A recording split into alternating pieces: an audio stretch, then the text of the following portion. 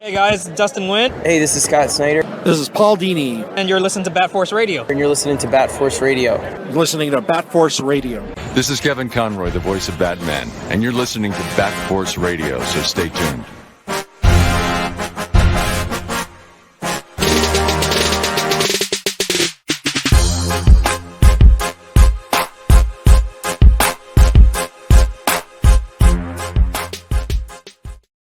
Boy, oh boy, man, it's been so long I haven't heard that intro. I apologize, everyone. I've been in a hiatus, getting shit done. But today's podcast, I'm going to welcome everyone back. It's been about 6.5 months. Damn. Yeah, it's been a while since the last time I spoke on this mic on this podcast. But we have some really fun stuff to talk about. But first off, I want to welcome BatForce Tom. Cheers, What up? What's up? And then a bro of the podcast and also pretty much kind of like a co-host because I talk to him all the goddamn time. We got Nando Knight in the building.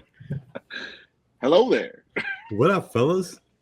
Damn, I haven't hosted something in a while. But today is July 10th.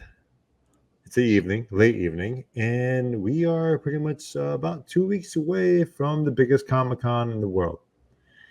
And when it comes to something at this magnitude, we try to prep for it. And how do you prep for something so huge? We all have different things that we prep for, right? We all have different things that we look for. But at the end of the day, we are a team, and we're going to discuss how this team works together on getting things done at a Comic-Con. So first off, let's just talk about how do you guys feeling about San Diego so far? Being 2 weeks away, so 2 weeks from now, this is Wednesday night, will be preview night. Yep. Are you both going to be there, or? What's your current feelings right now for preview night? I want to say it was 2 years ago. Maybe, no, it was like 2019. It was pre-COVID. Now, it was like two cons ago. Damn, bro. You're talking. Oh, all right. I'm going to say pre-COVID, son. You're talking pre-COVID. 6 years ago. No. So pre-COVID was the last time I think I got in during preview night, I want to say. And the reason being is because I want to say the first preview night back, I had just got a new car, and on the drive down, I got a flat tire on Wednesday, and I missed all of preview night because I got a flat tire within like 20 minutes of the drive down, had to pull over, had to buy a new tire, had to get it replaced at like a Firestone. Took like 3 hours because they were backed up on a Wednesday. So I missed that preview night, and it kind of put a bad taste in my mouth for preview nights in general because I was like, oh my fucker, like. And preview nights are just so crazy, man. Like they're just either you love them or you hate them, I feel like. And everyone gets down there. Everyone's trying to go for exclusives or whatever it might be. Or, if you have like an artist or if you have like, if you're wanting to get like a commission or something, everyone's trying to run down there and get on people's lists, Yeah. Now I think with like the way things go with like the internet and reps, there's pre-show commission lists you can get on and stuff like that. I know there's pre-show exclusives that you can get now too. So it's not as crazy, I guess, but I think everyone's just like everyone's so hyped and everyone's so high on the idea of getting down there. And I don't know, I think people are already starting to line up for like Hall H lines at that point, I think, right? All those fucking people. I'm sorry if you're listening to this and you're a Hall H person, that's cool, but that's wild. You're just running down there just to get in line. But I don't know if I don't think I'm going to do Wednesday night this year. I don't know about you guys. I do. As long as I can, I'm doing Wednesday nights. I mean, I'm scheduled for all 5 nights, all 5 days.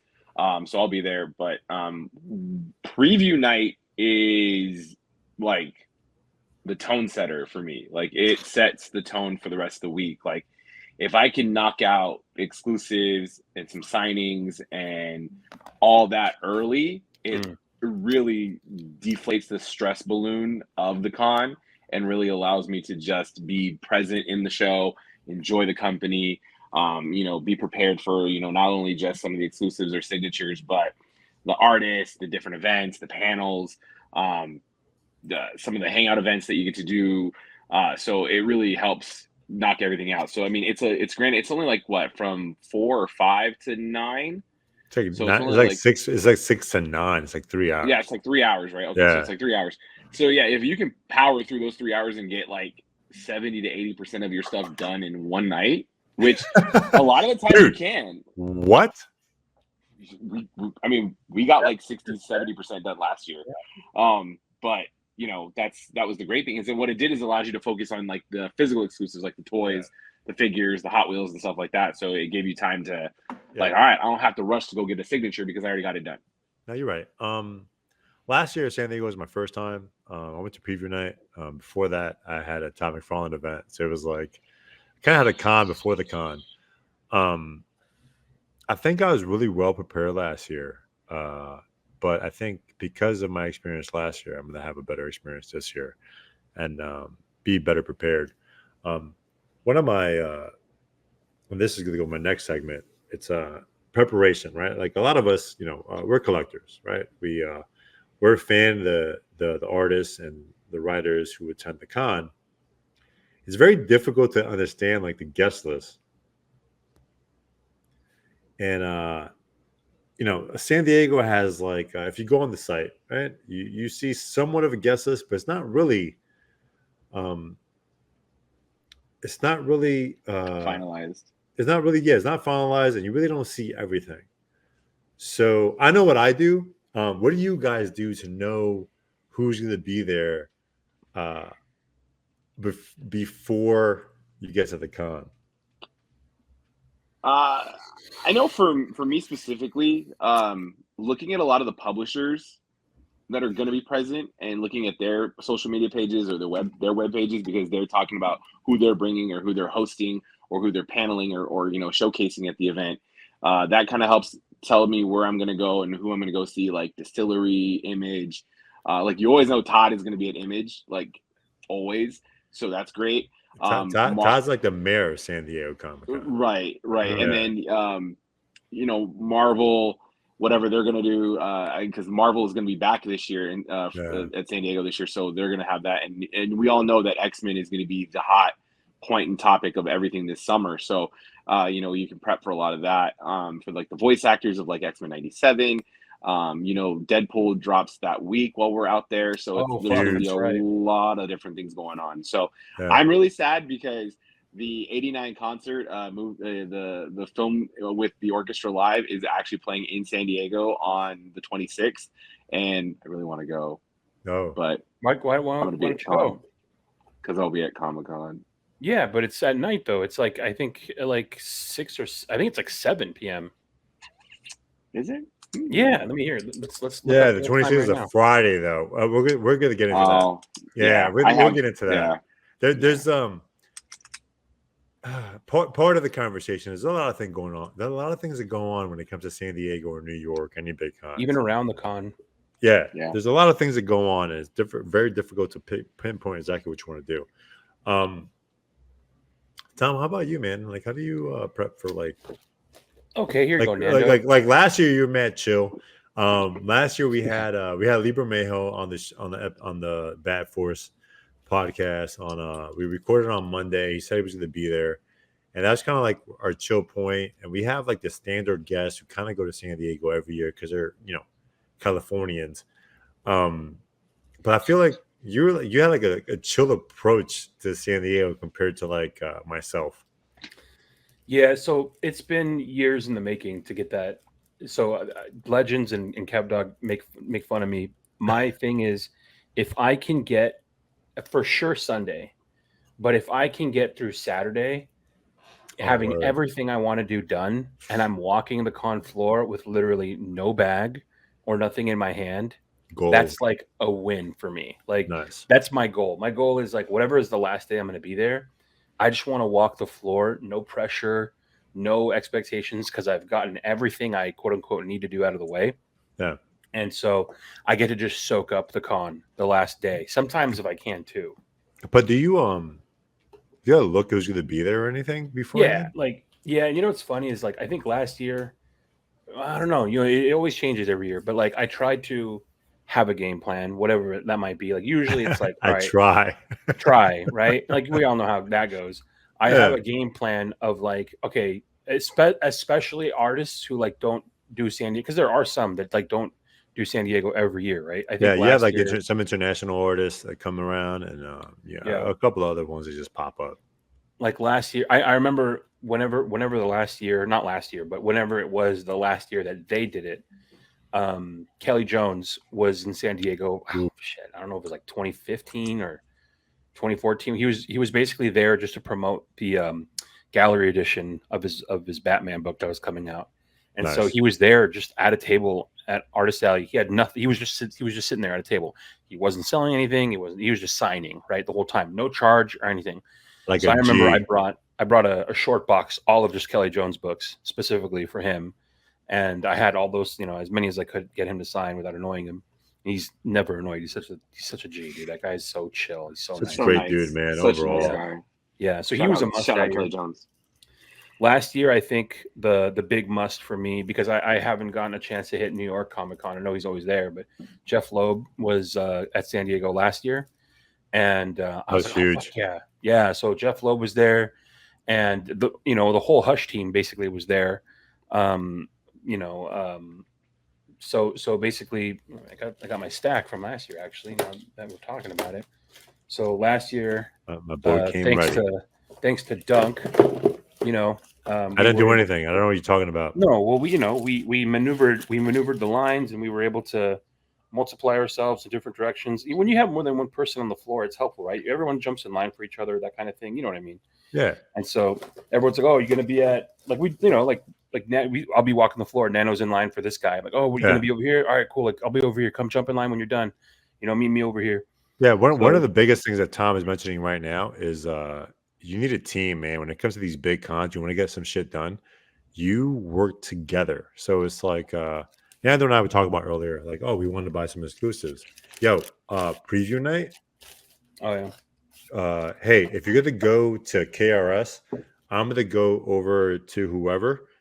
If you want something from whoever, I got you. You go to KRS, you get that, you got me, and Yeah. that's how you knock things out. Being alone is tough. Mm. So exactly what Tom is mentioning. Even when we want things signed, ideally at cons, um, if you have a group of friends, and listen, you don't need a group of friends. I think was it Joey Diaz? Joey Diaz is like, all you need is like 4 motherfuckers. You could take over the nation or whatever, the world, right? And me that's 3. all you really Three. need. Yeah, all you need 3 is fucking tough 3 motherfuckers. motherfuckers. 3 motherfuckers. You could take over a fucking country. Yeah, he's not lying because it's all about 3 people with the same mindset. We're all working together and we're all taking care of each other's shit. And Yeah. you can knock out so much in 2 days. Where like Friday, Saturday, and Sunday, you're smooth cruising and just doing Yeah. extra shit. So, sorry, Tom. I just wanted to just Yeah. do a snippet of that. But what did we do?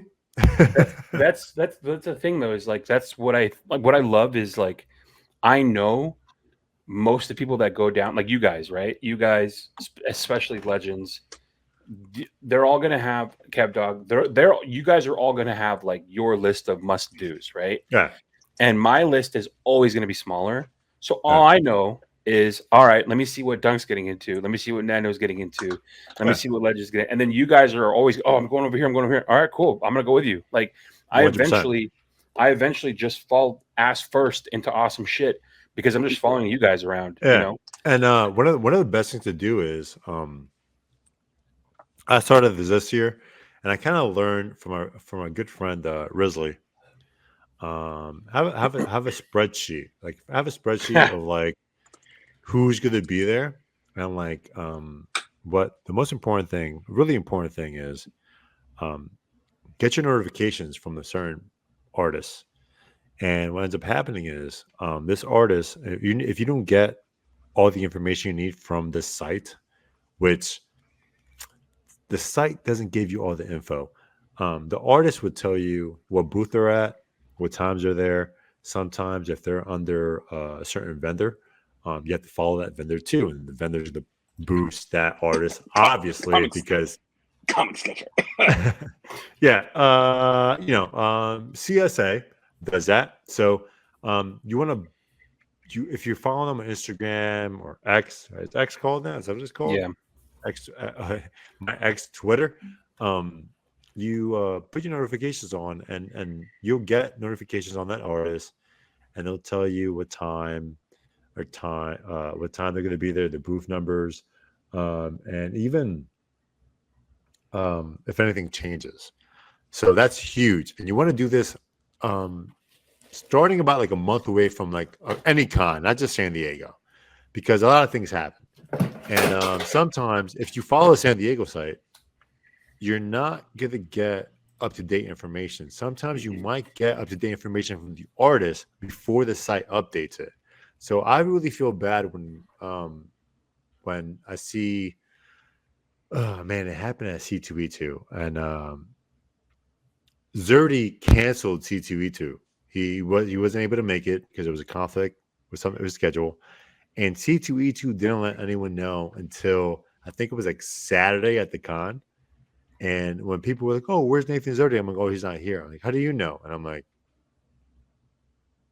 I text him, you know. I might know more information, but he also stated on his Instagram that he was going to make C2E2 2 weeks before that, and for whatever reason, ReedPop didn't update it. So those notifications that you put on your social media are really important going lead to a con, and you can always change that to turn them off after the con. So that's huge. Make sure you keep that in mind. For sure. Yeah, I another one too specifically for San Diego, the Toucan blog on X/Twitter. They are the unofficial San Diego Comic Con blog, and they're dope. Like, there's no point in following the official San Diego Comic Con socials. They're not really as updated as that one is, and that one has information all the time. What is it? A toucan? Toucan blog. Yeah. So you go on X or Twitter, search Toucan blog SDCC, and if you follow that, they have like every day, every hour, they're putting up updates on like signings or things happening at the hotels around Comic-Con, at the things happening both inside and out. It's really, really helpful. Real throwback, real quick. Batman 1989 in concert, San Diego Civic Theater, 8 p.m. July 26th, Friday. So it's right there. So you can do the con during the day, and then I think the con floor closes at like 6 or 7, right? On Friday. Yeah, the con the Yeah, I want to say 7. Yeah, panels stay open later, but the con floor closes up. So you're gonna be on the floor all night, and then once they close, hop on over to the. I'm gonna be at the concert that night on Friday. I know Friday. Yeah. Maybe I'll go too. There's and part of the thing we have to discuss also. There's so many after things that happen at cons. Yeah. You really have to understand like what do you really want to be part of when it comes to after a con. How do you feel after a con, man? In San Diego, like you're walking like 16 football fields throughout the day. So like Friday, you mentioned that like I'm going to a short box event, but can I make it later? And it's like whatever. Well, we'll discuss that a little more in a bit. But yeah, it's there's so much going on, and part of it's planning, and this is why the notifications are huge. And as we had a couple of members who are a fan of the podcast, our buddy Mike, that I discussed Mike, he mentioned how he looks at things and he creates his own spreadsheet. And this is huge. If you really want to be an organized person and knock out as much as you can and get as much of an experience as possible at San Diego Comic-Con, you create a spreadsheet. And your spreadsheet is going to consist of, what we spoke earlier, of artists who are going to be there, their times they're going to be at their booths, and obviously, as we discussed just now, things are happening afterwards. And how do you know things are happening afterwards? And I'm going to ask you guys, how do you know what's going on after a Comic-Con? Like how do you find out? Social media. To be honest, like just following the artists on their social media, hearing them talk about it either.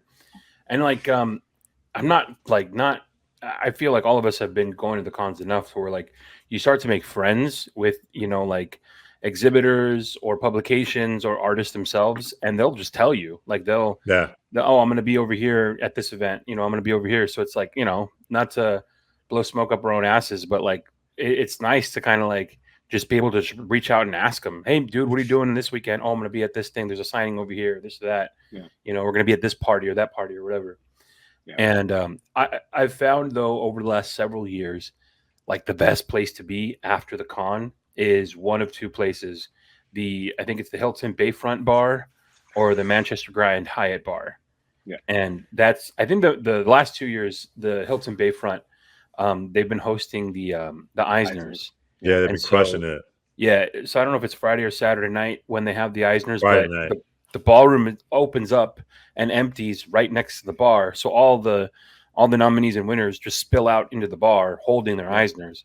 So you didn't get their signatures during the con, maybe they're buzzed and they're feeling good after winning an Eisner. They'll sign your stuff when you're right there at the bar. Nah, man, don't bother them. Yeah, it's even, I was gonna say, it's like even having those opportunities. I think those are more personal that you can have, like actually potentially like having a drink with somebody or having a time to just talk and celebrate them if they won or if they were nominated or even if they weren't. They were just you're there just to talk to them. I mean, I think I stood in line and I've had Jock sign tons of my books, and then all of a sudden there's Jock sat on Friday night coming out of the Hilton, and I'm like, dude, and it's like he's like, hey, how's it going? And he's and you're just having fun, having conversation. Like I got pictures with the guy like there where oh no, excuse me, no pictures at the booth. Like I'm like, okay, cool, I'll catch you at the bar later. I'll get a picture. Holding their Eisners maybe. Right, and it's like those are memories that will never go away, and those are experiences that the next time you see that artist, they're going to be like, hey, I remember you, like things like that. Yeah, one of the big things you mentioned, especially like after the Eisners, my experience last year, a documentary. It was great. It was like James Tanyan was there, Murph Dog, Dustin, like so many people. Bermejo, like man, we were hanging out like 2 o'clock, 3 o'clock in the morning. You could be yourself and see where you sit with people that you look up to, and it's not easy, right, to fit in those circles. We're very fortunate because of what we do, we podcast and we're friends with a lot of creators, and there are friends of ours, but anyone that decides to go in the area, and a lot of people are there. I remember seeing was it Sergeant Slaughter? What? Yeah, he was like hanging out in this booth. I kept on looking. I'm like, yo, bro, I want to go over there and take a picture with him. But he had these chicks around him. I'm like, I can't cock block, but that's kind of weird. But I was like, yeah, but it was at that bar at the Hilton, and I was like, man, like, yo, you just see people. I'm like, man, you have an experience. And I was happy with my experience with Sergeant Slaughter, although I didn't even meet him or talk to him. I was like, yo, bro, look at Sergeant Slaughter fucking slinging that schlong, Yo, Joe. Yo, that was mad cool. And I was like, all right, dope. Like, you could walk around, and, I met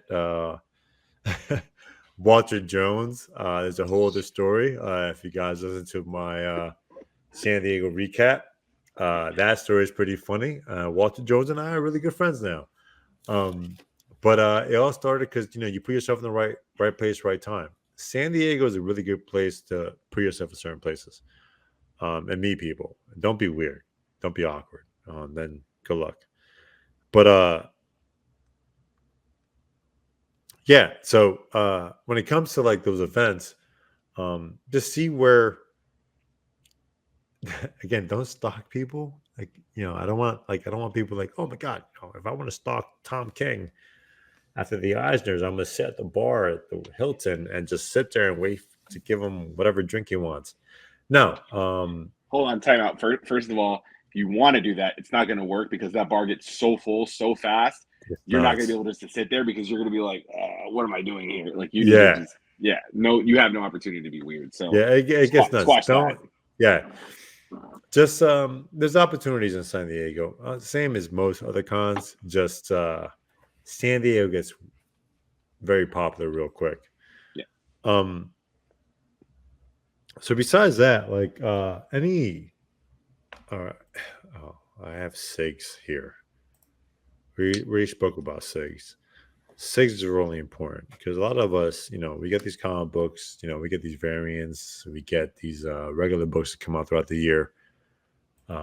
These one in tens, one in 25s, 150s, whatever, and we want them signed, right? And how do we want them signed? So that's a whole other debacle. If you want something graded, immediately find a CGC rep to take you to whoever. But I'm gonna tell you this one thing: as a CGC person myself, I work for a third party. You can't walk up to me and say, "Hey, I want this book signed by so and so. Do you know where they are?" No, we don't. We don't map. We don't know the map of the con. Because it happens a lot. It happens a lot. And I was like, "Oh, do you know their schedule?" Like, no, we don't. We don't have this extra information that you don't have. So if you do, I work for a third party, and I could work for CGC. I could help you with CGC. I'm not gonna lie. Don't come up to a CGC rep and say, "Hey, I want this book signed by, I don't know, Jim Lee. Do you know his schedule?" A lot of us don't. We truly don't. We don't. We're just standing there, and a lot of the people there, I don't know.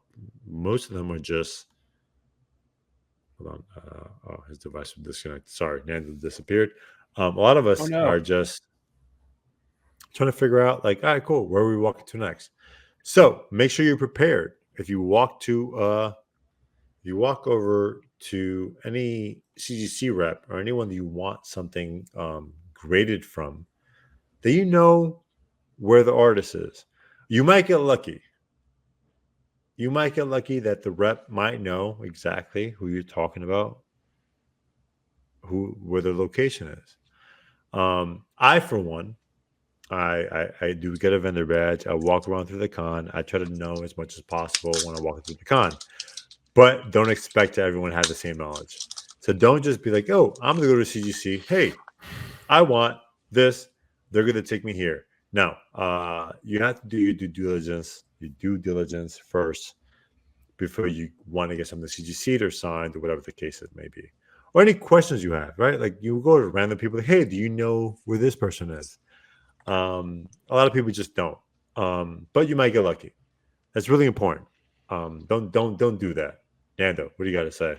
I think a good addition or a good rule of thumb is don't expect people to know what you want or where you want to be, because while there are people out there that are willing to help you, like Dave was talking about, like sending you in the right places, it's your responsibility to come as well knowledge and equipped on what you're trying to do, where you're trying to be, and knock it out of the park yourself. You're going to find people that are going to help you out, but then there's also going to be people who be like, "I don't know," and go figure it out. Like there's going to be that.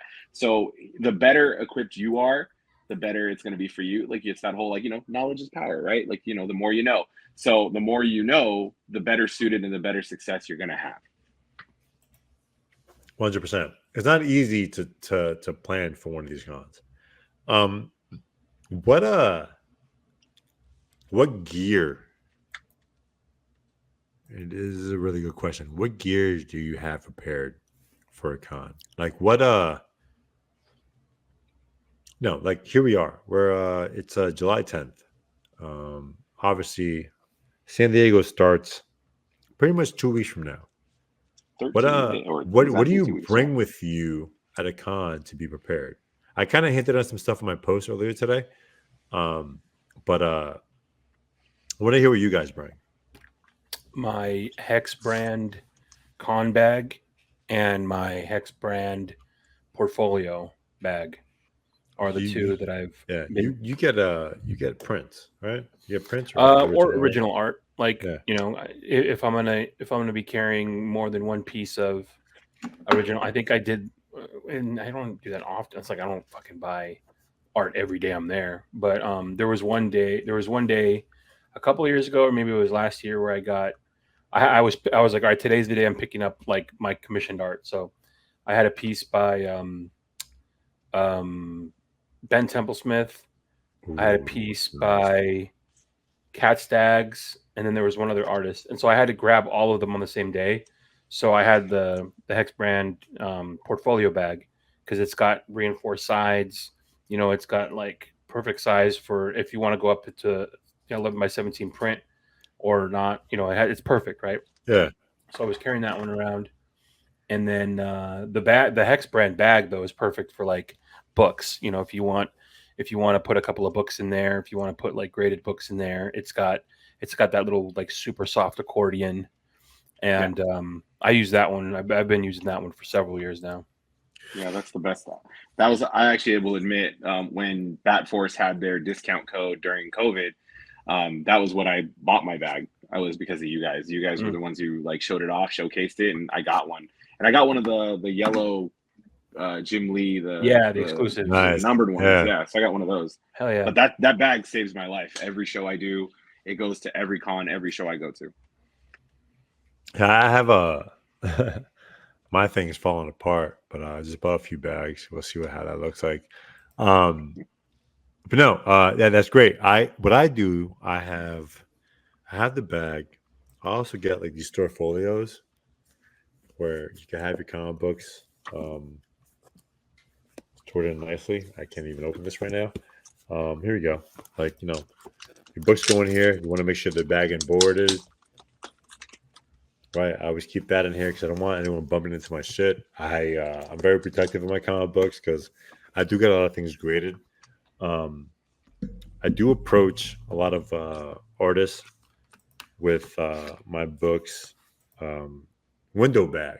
And for those of you that don't know what window bagging a comic book is, I'm going to give you an experience right now. You're standing in line, and there's a guy in front of you with like 17 short boxes. I might be over exaggerating, but I'm going to say 17 short boxes. And let's just say you're in line for Chris Claremont.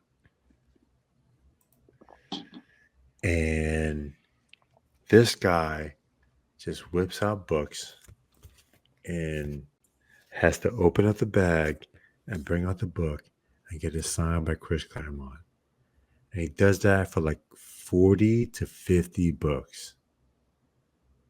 You're the next one in line, and you have one book to get signed by Chris Claremont. Are you pissed off? Yes. You're extremely pissed off. I'm losing my fucking mind. So, to not do that to anyone behind me, because I'm a very empathetic person and a very observant, I create window bags. And what window bags do, I'm actually going to do this right here live on this podcast, which is weird. Window bags do, I get painter's tape. Should I like expand myself and do this? Hold on, let's see. No, I keep it here. I get painter's tape and I put it on the space while we're gonna get something signed. And then I put the comic book there. And I don't have an example right now, but I'll put the comic book here. So like that, when I approach the artist, the space in which I want the signature is available. So you put painter's tape, you get a board, and you use an X-Acto knife or a box cutter, right? An X-Acto knife is a brand, I just heard. But you get like a box cutter, and you cut the window bag out, and then you put the comic book in, and it gives you a spot where you get the book signed. Listen, everyone in the line is going to love you after that. Trust me. Get the book signed, great. In another line, real quick. You save yourself time and everyone else behind you time. For those of you who just pull God knows how many comic books out of the bag, I don't have the word for you, but other people do. So the right thing to do is make sure you create a window bag for your books. Even if you don't, if you have like 1 or 2 books, you're fine. 1 or 2, like 5 books, you're fine. But if you pull up with a short box and you're pulling out every book out of a out of a bag and board to get signed by whatever artist, don't look back because you're gonna get some stares. So window bag, be highly prepared. And this is also good for CGC. Oh, window bag, boom. Oh, CGC, great. And they bring you over and it's, hey, listen, we got a bag and board for you to put your book in. Boom, you save the window bag for the next comic book you want to get signed in that certain spot. So just throwing it out there because I've had enough experiences of people way too many things signed. So window bags and store folios are huge. What's the other thing? Markers, right? How are you guys with markers? I should probably pack more, but I always forget. Yeah, here we go. So Nando is putting out these markers. So apparently you can find these in Walmart now. You can. Yeah, they're all Walmart now. I don't know what the costs are because I've had these for several years, and we had the Comic-Con prep podcast a way back. And if you notice, I'm missing a couple of markers. Thank you, Sozo Meka, because you stole my red one. Red. It's always red. Red is always missing. Yo, she's like, oh, this is great. I'm gonna take your red one. I'm like, well, you're signing books for free then, because that signature is fucking dope with a red marker. Yeah, I'm missing the pink and the white. Whatever, but we're good. These markers are the best. We might have to do another tutorial. I must have had them then. Oh, you took them now. So these, if you buy these markers, you have to prep them before they get signed. What happens is why we tell you to prep them because they're pretty much artist markers, and if artist press down on them and signs, you might get a blotch of paint on there. You don't want that, and that may take some time to put away, whatever, and dry. You want to prep them beforehand, and that's a whole different conversation when it comes to that. You want to prep them beforehand, then you get a clean signature. But again, one of the better markers to have, and most artists and writers actually have their own markers unless you want something special. So if you have a specialty marker that you want, a color, like mostly white is very popular. I don't have any. No. Show the drac. Show the drac. Oh, I'm not even showing that, bro. I'm gonna show the Amy Jo Johnson. So I have Amy Jo Johnson and Jenny Frison who signed this amazing cover here in white. It looks great. It looks phenomenal. I asked for white, and I also have a cover and foil wax for pink. And you do have choice. You're paying them to sign your book. You can pick a color. It's don't feel weird asking for that because you're paying them for this. It's your money out of your pocket. It's what you want. Don't feel bad asking for something. If you're asking for a sketch or a remark, it's a whole different conversation. But if you're asking for a signature, you're allowed to have whatever color you want. So don't be afraid. Bring your own marker, or if they have their own, ask. Now that I mentioned like remarks and sketches and that fun thing, how do you guys go about planning for sketches or remarks or commissions? Right? Yeah. I try to do it as much as possible pre-con. So like mostly the artists or the reps, if you're on their email lists or if you're checking their socials, they'll announce like when there's opportunity. So it's funny you mention it because how do we prep, right? So I had been on I don't know what it was. I think it's just the email. I was on an email chain with Comic Sketch Art and woke up probably Monday or two. No, was it Monday? I can't remember what day it was. Woke up and it's like opportunity for getting on the Jock's commission list, San Diego Comic-Con. Reply back, and it showed like, you know, everything, and I'm like, okay, and I looked at it, I was like, fuck, Jock's prices went up like again. And it kills me because I think it was 2 years ago, maybe it was last year. I thought it was 2 years ago. No, 2 years ago. But when you got 2 years ago. 2 years ago, Jock blessed me with this incredible sketch cover of he's very famous recently for they're like Batman, Joker, or something that he's currently working on only. Like sometimes it's just like only Batman, only Joker are available for Jock. So if you want like a commission, it's going to be a Batman or a Joker. He's so busy that he's not even going to like try to do something else. So I had seen that like Jock's only doing Batman or he's only doing Joker. And if you want to get on his commission list, I think at that time, we're transparent here. There was like 750 2 years ago, right? So I says to myself, I really want to get a Jock, you know, sketch cover. All right, well, he's doing Batman and Joker only. And I'm like, oh, you know, okay. Well, I really want something that I would love, right? And so I'm like, fucking 89 Batman. So I sent the rep an email, and I was like, hey, I know that he would do Joker, but could he do a Jack Nicholson Joker? And the rep was like, oh, that sounds fun. Let me ask him, right? And never heard back. Like, and this was like 2-3 weeks before Comic-Con. And I remember being like, fuck, I'm sweating at this point. Because back then, I don't think like they were technically saying like his list is going to get full. You know, they were just like, if you want it, get your name down. And if you know, whatever, we'll make it happen. So they pretty much made it sound like he would do it. But I never got confirmation, right? So, because they're doing cons all freaking year. And so they had one, I think, a couple of weeks before. So they're bombarded and they're backed up. So I'm like, fuck, it's probably going to come down to me like showing up, you know, at the con, at Comic Sketch Arts booth, or talking to Jacques myself to get that confirmation. And sure enough, Kev Dog was in there on preview night.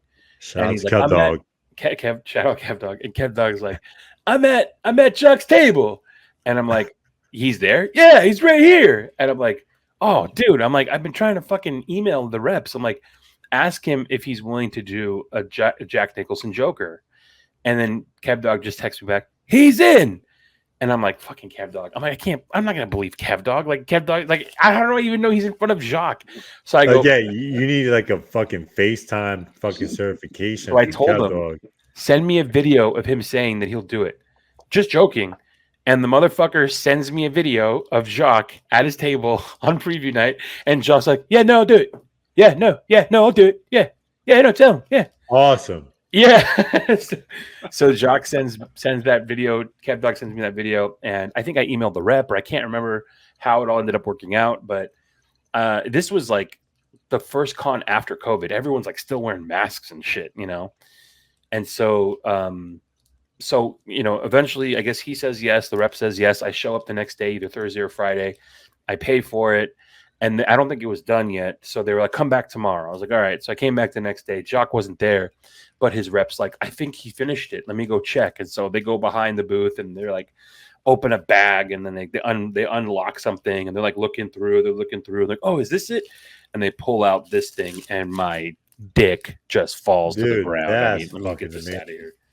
It's just like when I saw this, it's just this, you know, the glare obviously doesn't give it justice, but he just fucking destroyed it with the negative. You have a post on your on my Instagram. Yeah, but he fucking destroyed this, dude. And it's like, so I took it and I had it in my hand and I was just like staring at it, and I just turned around and I walked directly to the CGC booth, and I just like, and I knew this sucks because like I'm holding it in my hand and I have to give it to CGC. And they're going to have it for months, so I'm not going to be able to see this thing. Goodbye, my friend. So I signed up the thing, and the guy at the booth, he's like, "You need a minute?" I'm like, "Yeah, I need a minute." He's like, "Take all the time you need, man." And so I'm like, just looking at it. I'm like staring at it. I'm like, I could look at this for hours. And then finally, like, I'm like, all right. I took a picture of it and I sent it in. All that to say, it's one of the most amazing pieces I've gotten. It's a sketch cover, but it's a Jock. and it's a Jack Nicholson Joker sketch cover. Yeah. So I've been waiting. I was like, I didn't get one last year. I didn't get one the year before that. So this year rolls around. I'm like, I'm gonna do it again. I'm gonna get the companion piece. I'm gonna do the Keaton this time, right? Oh. So the email comes around. Fucking prices went up, dude. Oh my god. And like, good. prices went up significantly to the point where I saw the prices and I was like, I'm not gonna get it. And then I says to myself, I mean, what are you gonna do? It's San Diego. Okay, it's pricey. You can do it, man. And it's like you got to cut corners elsewhere. You got to add on for work. And I'm like, fuck. All right, Jock. And I actually DM'd him a couple of days ago, and I was like, hey, Jock, I got the email from your rep saying that your list is open. I emailed them back, and if I get on the list, I'm hoping that you'll do an amazing companion piece to this one. And I sent him the picture of it, and he just liked it. He just double tapped liked my comment, so he saw it. Nice. I said, God damn it, Jock. So then I'm like, I almost wish he wouldn't have fucking even like responded, just left me on red. But he didn't leave me on red. He like double tapped the like. I'm like, fuck. So now I'm like, I think, yeah, world exclusive. I'm pulling the trigger tonight. I'm gonna move some funds around. I'm gonna pay for that thing because now they're doing it like you pay up front. So I'm gonna pay for the companion piece from Jock. Nice. And that's gonna be my big purchase, I think, for this year. That's a bunch of shit's gonna come off my list that I wanted to do or wanted to buy or pay for. But just make sure to just make sure to subscribe to Tom's OnlyFans. I was going to say, I'm right before we hopped on when I was like, I'll be there in 15 minutes. That's because I was literally opening my schedule to add work for like every day that I had off. I'm like, nope, I'm gonna work every day that I had off right before Comic-Con. So yeah, it's tough because like you want a lot like San Diego is huge, guys. You get so much done in one show, and we didn't even talk about it.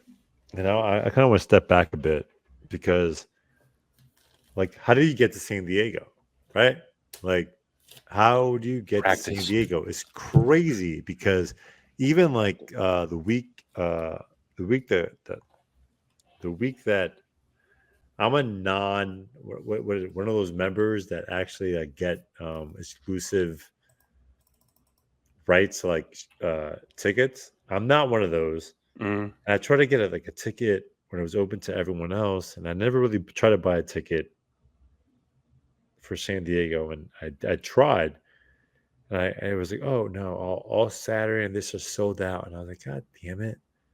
Damn, it was so hard to buy a ticket for San Diego. But for New York, I don't have an issue. I'm grandfathered in with San Diego or New York.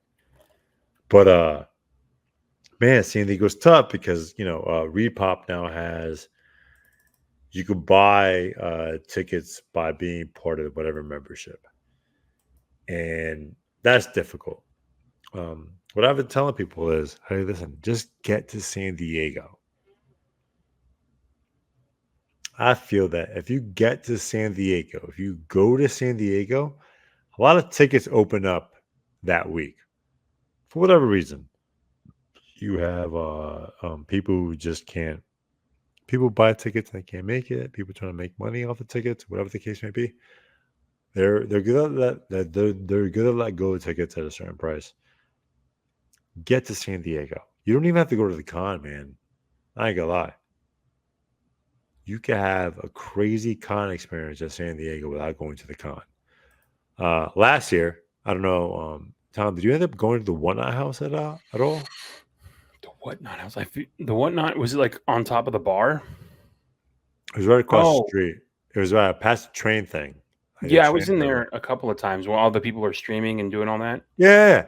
So it's like, if you have access, like the Whatnot House, you had access to the Whatnot House. And who's in the Whatnot House? You had Sean Gordon Murphy. Live streaming from the fucking Whatnot House. You had Tom McFarlane on a Saturday morning. You had Sojo Maka, who was there Friday and a little bit of Saturday. You had all these artists at the Whatnot House. You didn't need a San Diego Comic-Con pass to meet them or get something signed. You just had to be in the area. And that's the beauty of San Diego Comic-Con. San Diego Comic-Con, the whole city shuts down. All the gas lamp, a little bit of Italy, like what is it called? Little Italy, whatever. Yeah, the gas lamp, Yeah. downtown. Yeah, a lot of it shuts down, man. And it's like there's like concerts, everyone just like taking pictures. Like you don't even have to go to the con to experience the con. Like you want to go to the con, you're a nerd. You're looking for artists, you're looking for creators, you're looking for certain things. You could go to San Diego Comic Con and have a San Diego Comic Con experience, not having to pass. And I don't think people talk about that. It's true. It's more of a local thing that people realize that, like the locals, like San Diegans, like, when I lived in San Diego for a few years, before I really wanted to go to the show, like we would just go down to downtown and Gaslamp, go sit at a bar and the outside people watch. There was like all the cosplayers outside taking pictures with everybody. There was musicians all the time doing stuff, but it's like, you definitely can. I mean, the whole city, it brings so much to the city, and it means so much to the city. Because I mean, realistically, the whole week really starts Tuesday with the museum gala event, right? That's the kickoff. So the whole city is just alive and excited for it. I mean, it's the point where restaurants have minimized menus because they're like, yo, this is all we can get out in a couple minutes. Yeah, we ain't making all this shit, bro. Right. Like, and so it's definitely a thing. And I mean, all the trolleys are all decorated, the buildings are all decorated. I mean, they go all out, and it's so fun because the whole city, has energy off of it. So it's a real big thing. Yeah, for me, I remember I walked out. Was it Friday? I think Friday I walked out for a bit, and I was like, I walked like into Gaslamp a little bit, and I saw how packed it was, and I'm like, what the hell is going on?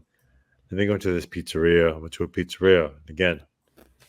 My Jersey ass going to a pizzeria in San Diego. I wasn't expecting good pizza, and I was just like, yo, this is mad tasty. What the hell is going on? Transplants. Am I tired? Am I too tired? Do I think this is good because I'm tired? I was driving myself nuts. And I was like, no, yo, San Diego has good food.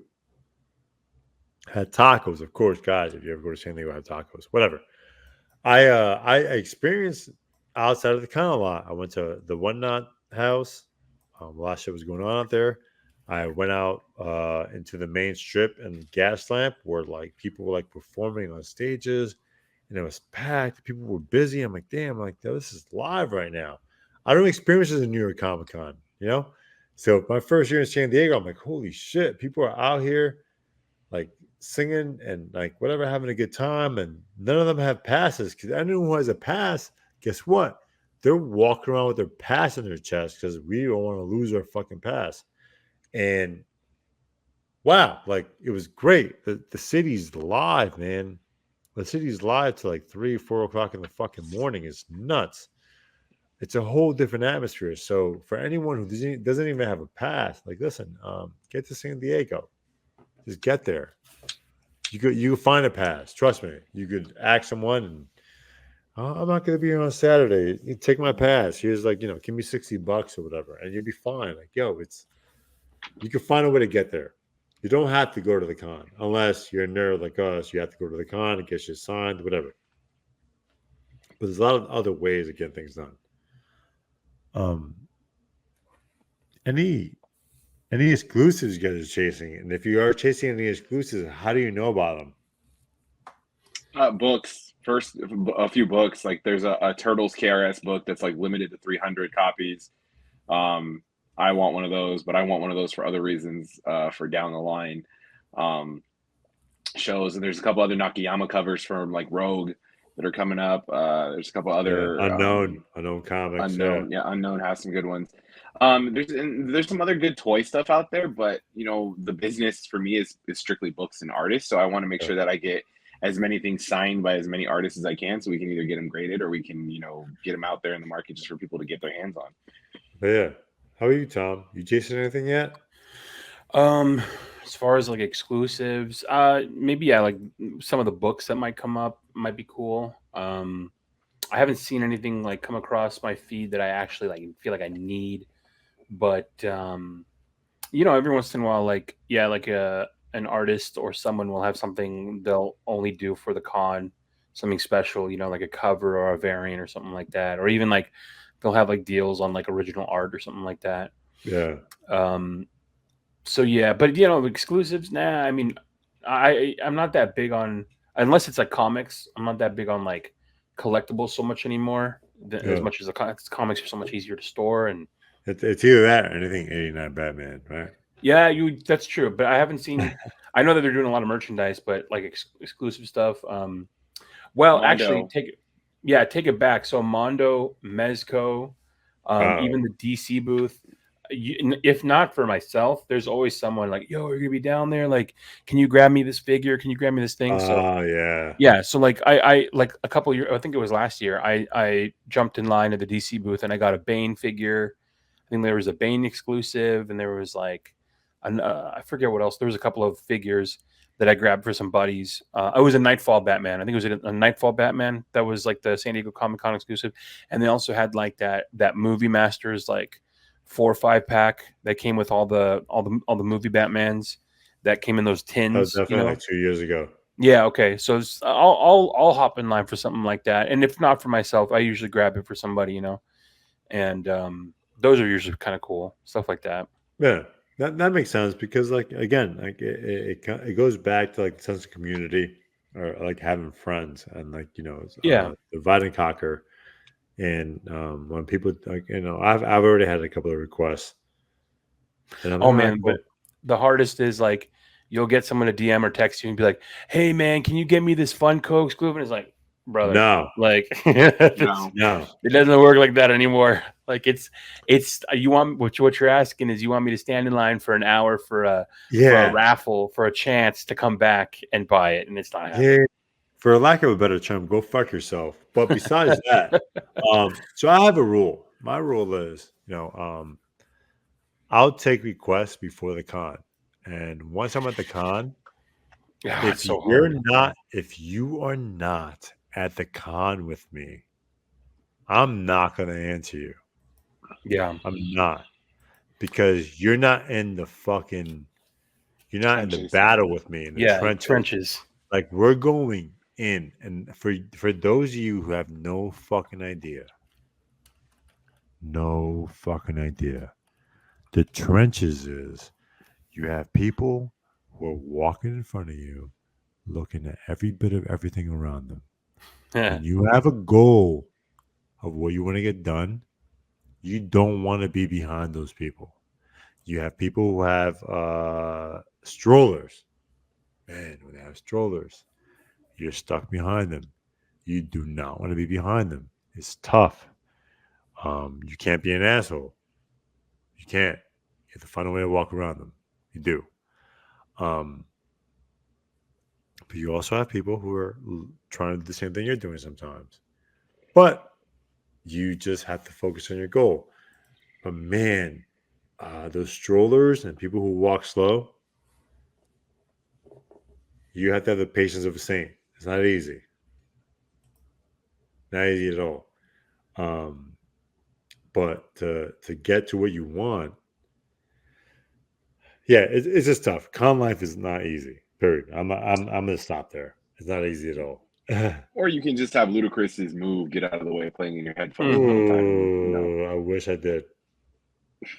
But also, I think something to that point as well, like you're talking about how navigating the con floor, right? I think also understanding that there are alternate routes to every destination you want to get to, and how can you benefit them to your trip, right? Knowing that every noob and regular normie goes through the con floor to go places while understanding all the vets. Don't give out secrets, bro. No, it's all out. It's all out. Seriously, but it's go through the hallway. Go outside. Go outside and go jump down and go around. But it's like, no, hopefully if everybody does that, then the con floor is open. We can actually walk the con floor. Well, we'll figure it out. But you're right, 100%. Yeah. Find different ways to do something. Yeah, at the end of the day, like what ended up happening was, especially at San Diego, it's a long floor. And what I learned my first year was, oh, wait a minute. If I walk through the hallway, if I'm in the 100 section Now when I get to like 3,000 something, whatever it was, at Artist Alley, I'm gonna walk through the hallway because less people walk through the hallway. Everyone's trying to walk through the floor. That's dumb. Be very just be very aware of what you're doing and what's causing you those issues. Because there's a very quick solution. One thing I didn't know about San Diego panels. Mm. I didn't even know there was a second floor. Yeah. I didn't know it was a second floor till Selene, who is Frank Miller's CEO, was like, "Oh yeah, we're doing a panel upstairs." And I was like, "What's upstairs?" And I walked upstairs, and it was like Aladdin. Oh, new world. Yeah, exactly. I was like, "Wait a There's minute." there's people that just stay in panels the whole con and never come down to the con floor. Yeah. Panels is their Yeah. thing. Yeah. And panels Especially again, because there's guys. panel giveaways. Yeah, Mm. there's panel giveaways, as Nando mentioned. Like, man, like, there's some panel giveaways that Especially Todd. pay for some shit. So pay attention to those. And again, you have to follow people, get the notifications, and figure out when the panels are. And don't show up to the panels on time. You have to show about 30 minutes earlier, especially big panels. I tried to show up to the Frank Miller panel on a Sunday, 10 minutes earlier. Major mistake. I stood in line for no reason for an hour. Mm. No one else was letting in. That was my fail. Although I went to the signing after that, and I was fine. But still, like it was. Be very aware of your timing at these things. If you're used to cons, you have to show up early for a lot of things, especially popular things. And popular things are any major artist or creator. If they're hosting a panel and you see this long ass line, you fucked up. You should have been in front of it.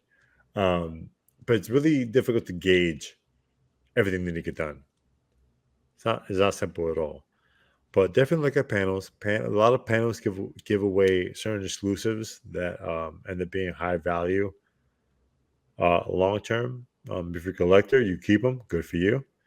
If you're a flipper, you make money. Also good for you. But also stay aware of those. Panels are also fun. Last year I missed Mike Tyson had a panel. And I missed that because I was highly distracted. But yeah, Mike Tyson had a panel. Iron Mike, guys. And I missed it because I was a doofus. I was so mad at myself. So pay attention to the panels. Again, get alerts from different social media aspects and see what works out best for you. Okay, guys, we're approaching San Diego Comic-Con. And the biggest thing is surprise guests. Who do you think is to be a surprise guest? And I have a couple of theories on my end. How do you prep for that? I don't know if That's you a can. If you don't crapshoot. know. Yeah. It's a Yeah. crapshoot. All right, It's a so gamble. all right, I'm gonna tell you where I'm at. So, Deadpool releases the week of.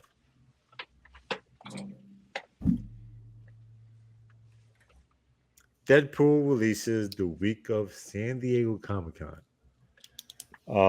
This is why I will have the first appearance of Deadpool on my person. And if I can have the first appearance of Wolverine on my person, I will. Even in facility, I will. Because previous years and any major cons, especially when it comes to Reed Pop, they've had actors who represented these heroes or villains during these time periods at these cons. Nothing certified, nothing saying this is exactly what's going to happen. But my speculation is it's San Diego Comic-Con, the biggest Comic-Con in the world. Deadpool is being released that same week. you should have something to prepare for that. 2 years ago, Black Adam was released, and Dwayne the Rock Johnson walked the aisles of San Diego Comic Con. So me not being there and being a huge fan of Dwayne the Rock Johnson, I told myself, you know what? Every year that I go to one of these major Comic Cons, whether it's San Diego or New York, I should expect something that is relevant to that time period. So, am I wrong for feeling this way, guys? No. Although I think I think that we are going to get, especially with Marvel being back in Hall H, I think we're going to get the Fantastic Four. Oh shit! Oh, good call, dude. I think we're going to get that there, because what's the better segue out of Deadpool and with all the X-Men stuff to build the hype now on the next, right? Which is FF. I mean, because they're going to build the hype on X-Men, but they haven't even cast all the X-Men yet, so that's not going to be the big show off on the stage. I think FF is going to be the thing that we see next out of Marvel. That's not a bad call, dude. I'm pretty excited. Again, San Diego's been known for a lot of amazing releases, a lot of great things happening. I'm kind of set on Deadpool thing, so I'm like, all right, cool. And we have these books on me just in case. When it comes to X-Men, here's I guess a nice little snippet. Unknown Comics will have the majority of the voice actors of X-Men 97 present. So if you have any books that you want to get signed for those voice actors, they will be there at San Diego Comic-Con. But part of me still was like, oh, yo, what if Ryan Reynolds shows up? He would too. He He would show up in costume. Yeah. And you wouldn't even fucking know, dude. Yeah, he would definitely try to be inconspicuous just to get a kick out of it. Yeah. Like, why not? So again, another thing, like going into San Diego, be aware. How can you? You can't. You gotta hope that you are aware enough to see if anyone you know is there. Like it happens in New York where people just mask up. And there's artists who or not artists, but like actors who just walk around New York Comic Con and cosplay. You have no fucking idea who they are. That's the beauty of all this shit. You have to enjoy it. I'm trying to think, like, what else? How else can we prepare for something like this? You know, like I think part of the fun of it too is just how much I have found in the last couple of years not being prepared and still having a great time. Like to be honest, like that's some of the most fun that I end up having is stuff that I've never planned for. And 100%. Yeah, that's part of like the magic of the convention is like there, like you said, there's so much happening the entire time. Even if you miss something that you were like really looking forward to or you're planning on, you turn around and you fall into something else that you weren't planning on.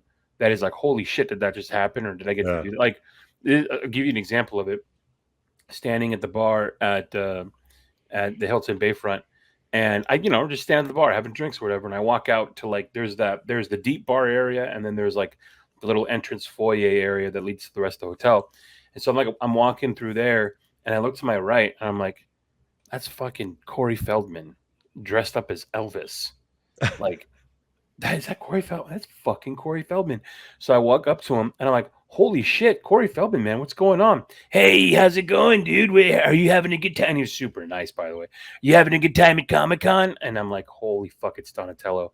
And I'm like, yeah, dude, like, man, what are you up to? He's like, I just released my exclusive Funko Pop. I had a whole like party, and like he performed, and he had like a whole like, I don't know if it was in what, I think it was Ballroom 20. He had like a panel in Ballroom 20, and he was dressed as Elvis, and he was like fucking singing and dancing and shit. And then he was announcing his Funko Pop. But it was Corey Feldman at the bar in it's like you don't plan for that, you don't prepare for that. You just you fall into that. That was rad. That was awesome. So that was cool. That's the beauty. You could prepare for so much, and things happen. Yeah. Another thing too is like people like not even me, but like watching other people who didn't know or weren't prepared, and then watching them be like, oh my god, like. So I remember knowing, oh, Jeff Loeb is gonna, and I'm like, what table is Jeff Loeb at? And you're like, oh, it's the same one that Bruce Timm's at, right? So you walk over and Jeff Loeb is just sitting there, like fucking Jeff Loeb, just sitting. No one's coming up to him or anything. So I bring him. I'm, hey Jeff, how's it going? Bring out my books, get him to sign them, and then there's people behind me, and they're like, is that Jeff Loeb? I'm like, yeah. They're like, does he have a line? I go, no. You're looking at the line, and they're like, oh my god, like these people, they didn't know that Jeff Loeb was there, and this dude just like has a backpack full of comics, puts his backpack down, had no idea Jeff Loeb was probably even going to be at the show, and just fell into Jeff Loeb, no line, signing comics. So he busts out his books and he just has them sign them right there. That's the kind of shit that I love, stuff like that. That's what the con's all about. I'm really looking forward to this year. I know last year I had a really good time. I didn't think I was prepared as I wanted to be last year. This year, I feel like I'm a little more prepared. Although, as you spoke about earlier, I don't really know who's fully going to be there. Even like just last night, I was chatting with the Murph dog, and he's not going to be there. And I'm like, whoa, all right, cool. That was a change of plans for me. So the next 2 weeks, being that 2 weeks from now, I will be in San Diego. I'm going to have my notifications and look for the artists I'm looking for and see what works best. And make sure that whoever I bring books for, they're there for that. Dope. Yeah. And so now, like, after parties, right? That's a whole other conversation. After parties, guys. Me personally, myself, Nando, Tom, we're kind of connected on a bit with people in the industry. We know a lot of people because we've been around and going to a lot of Comic Cons for several years. So when it comes to that, like we have somewhat of like exclusivity to certain things. Not at the point like where we're creators or anything, like we walk in and we own the place. No, we have to make sure we RSVP for things, make sure our names are part of things. We're not there yet, as much as we want to. But a lot of parties and things go on afterwards, after you've been walking around all day and your feet are fucking slammed and you're like, oh my God, I missed this signing and all this crap, whatever, go forward, blah, blah, blah. It's a Comic Con. Everyone's trying to find what to do afterwards. Everyone's trying to find a bar, food, drinks, a bench. I don't know. Everyone's trying to find something. So when it comes to San Diego, of course, every night something's going on.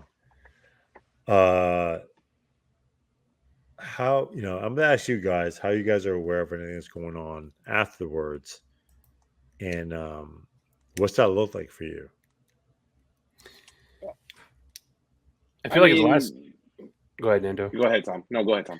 I was gonna say, I feel like the last couple of years we've kind of made our own after party. Like we all just end up at the same place somehow, and that's really like that's what I look forward to. Is like Friday, Saturday, whatever night, like usually whatever anyone else is doing, it's like, hey, where's everybody at? Oh, we're gonna go at this bar. We'll be over here, and we all end up hanging out, and that's like that's the after party. Yeah, that's the after party to me. Yeah, I agree. I think a lot of us, we all get hooked up to do something different. Whether it's the short box event, whether you were at you had the Todd event, there was the other one that you did from, I think it was a Bad Idea. And then there was the Whatnot thing. So everybody has different places that they go to because it's more towards what they like and they want to get in on. But then at the end of it, I mean, a lot of those events are done by 9, 10 o'clock and then the bars are open and the whole downtown is open. So you hit that. So you go and you meet up. And then the best part is the overview of the day, right? You're talking to all your friends. Like, what did you get into today? What did you get into today? What did you see today? And it's like Yeah. you're building all those core memories, but it's the bond at the end of the day that we all get to hang out with. I think that's really what the event's about. Yeah, as you mentioned, Nando, and again, you too, you as well, Tom. Like, the biggest thing is you find your group, right? Um, the biggest thing is having your group of people to get as much as you want done. And what happens is, what happens with us, after the con's over, we find a neutral space to hang out. Whether it's an event where some of us are invited and we try to like get the rest of the group in, or like a neutral location where we could just be ourselves and chat about our experiences of that day. And there was a lot of that in my first experience, which was great, man. I had so much fun. It was like you kind of have as much fun discussing what you went through with your bros as what you went through, period. And that's very important. You want to find a group of people who are like-minded and are chasing the same things or something similar, or just a group of people you're comfortable with to hang out with. San Diego, there's a lot of groups of people, a lot of cosplayers, a lot of artists, a lot of after parties. Man, so many after parties. A lot of places to eat, a lot of bars, a lot of options at the end of the day. Somehow we found each other a lot of nights and still hung out. And we'll see afterwards when we end up doing our San Diego Comic Con recap on how that goes. But at the moment, I feel like we covered a lot of key things that you need. You need find out what artists are going to be there, what things you want to get done. See there's any commission lists. Find notifications you want to be part of so you get alerts so you can be up to date. Look into the after parties.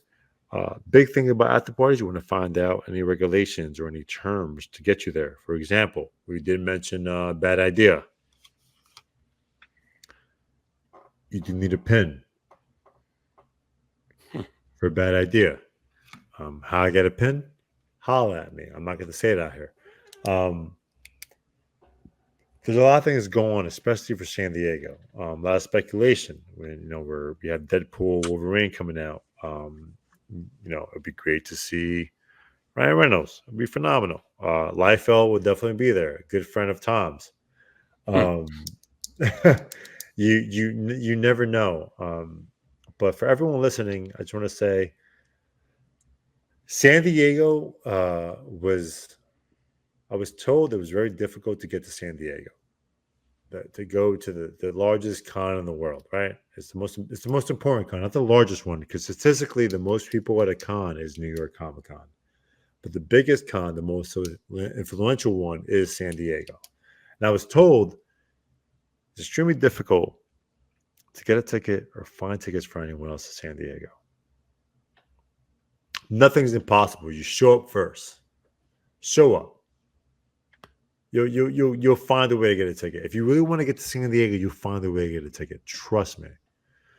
For those of my friends, my really close friends, who ask me for tickets and I help them, you have to figure out one way or the other without me.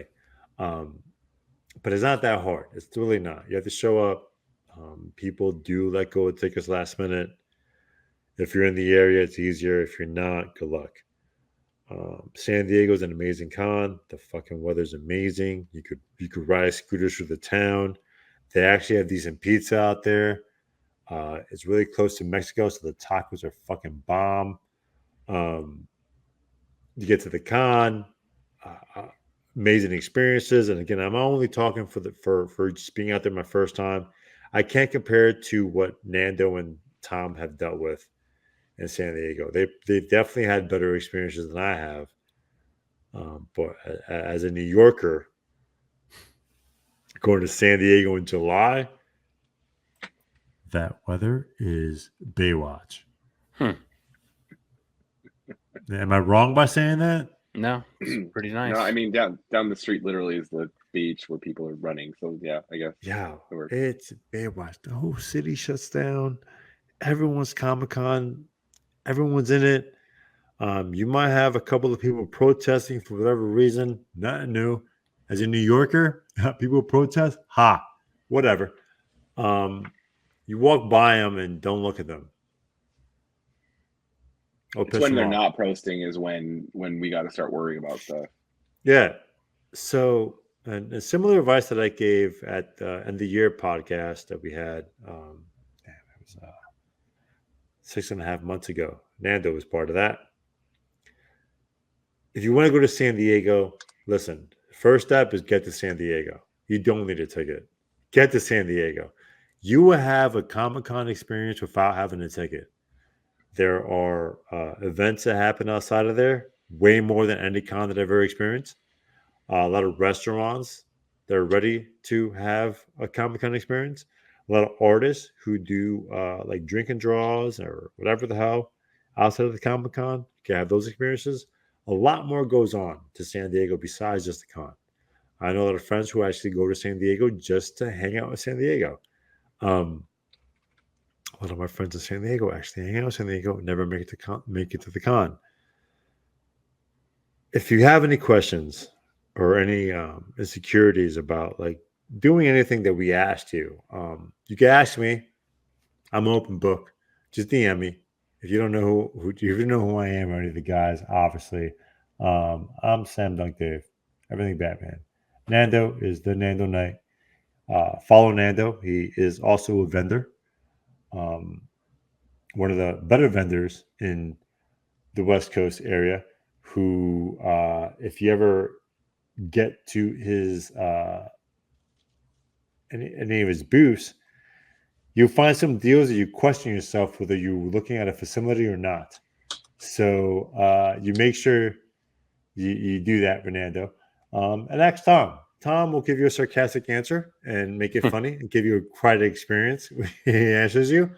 But the advice we give you at this podcast is pretty much the advice that we follow for San Diego Comic-Con. And I really have, me personally, I would not have any issue trying to help anyone to get there. Don't take advantage of us, but we will give you really honest answers. Besides that, gentlemen, before we leap forward and prepare and finish preparations for San Diego, anything else you guys want to say to our current listeners? Or no, just get down to San Diego and have yourself a nice little time. The end of everything is, remember, these are supposed to be fun, so have fun. Have as much fun as you can. Drink responsibly. All right, so I'm gonna disagree with Nando's drinking responsibly. No, I'm messing with you guys. Go to, if you can make it to San Diego, go. If you can't make it to San Diego, go to New York. If you can't, go to Fan Expos. Find something. Start that journey. Start that Comic-Con journey, and I want everyone to experience somewhat what I experienced, Nando experienced, or Tom experiences. It's you go out there, and if you do it on your own, awesome. You start off on your own, and somehow you build a community on your own. Build a community, build a group of friends. Go out there, get whatever you want to get done within that group.